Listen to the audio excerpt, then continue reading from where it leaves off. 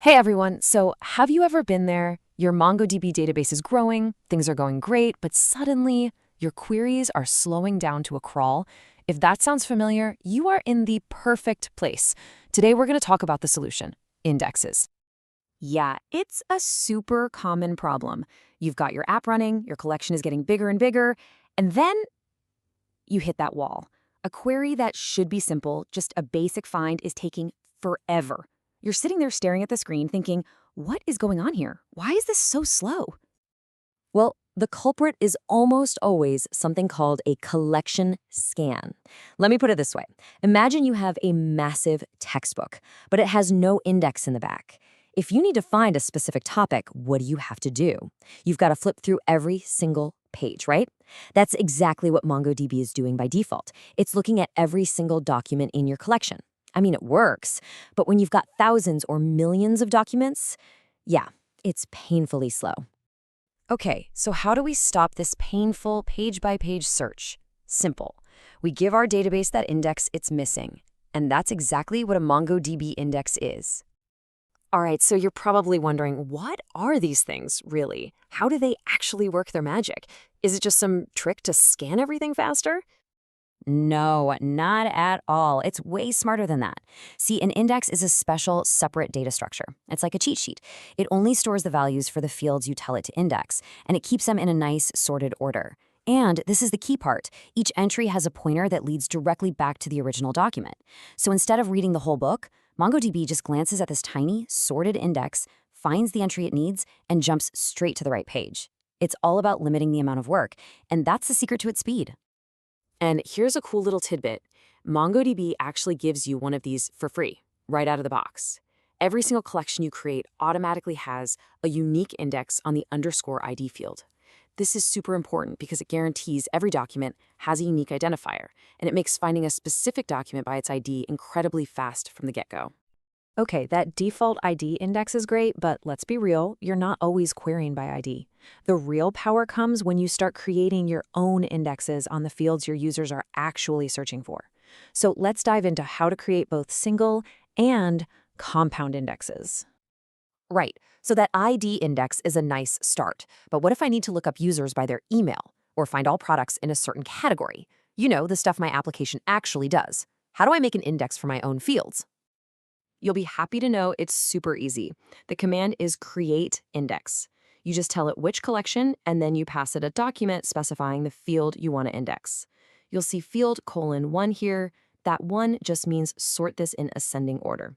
If you wanted descending, you'd use -1, but honestly, for most lookups, 1 is all you're ever going to need.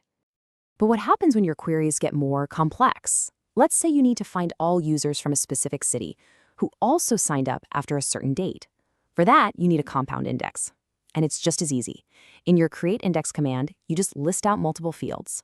MongoDB then creates an index that's sorted by the first field, and then for all the documents that have the same value there, it sorts them by the second field. It's a game changer for those multi-filter queries. All right, so creating indexes is pretty straightforward. But as your application evolves, you might add more, or maybe some become obsolete. So you absolutely need to know how to manage them. Let's talk about how to see what you've got and how to get rid of the ones you don't need. Okay, this is great. I've gone ahead and created a few indexes. But wait, which ones did I create on the users collection again?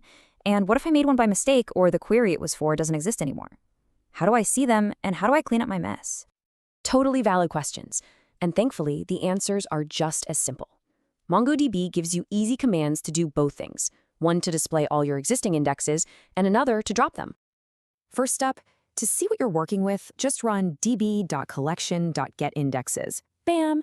It'll spit out a list of every single index on that collection, including the default ID one we talked about.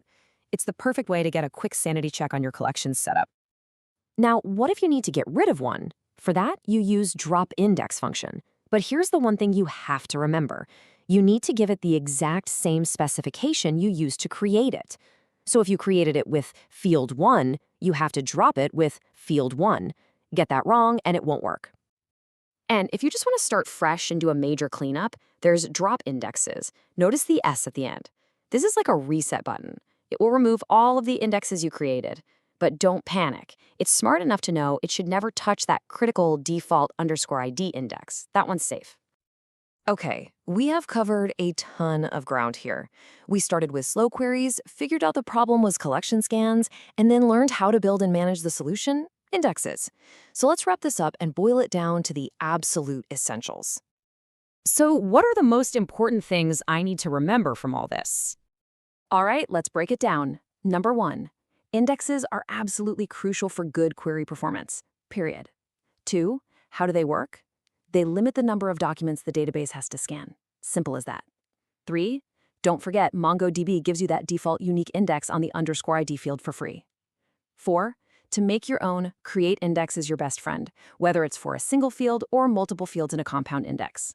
And finally, number 5, you've got getIndexes to see what you have and dropIndex to clean things up. That's the whole shebang. And there you have it, the power to smash those performance bottlenecks and build really fast, scalable apps is officially in your hands. Now that you know how to properly use indexes, the only real question left is, what amazing thing are you gonna build next?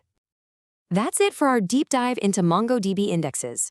Hey, if this helped you out, do us a favor and hit that like button, share it with a friend, and subscribe so you don't miss our next explainer. Thanks so much for watching.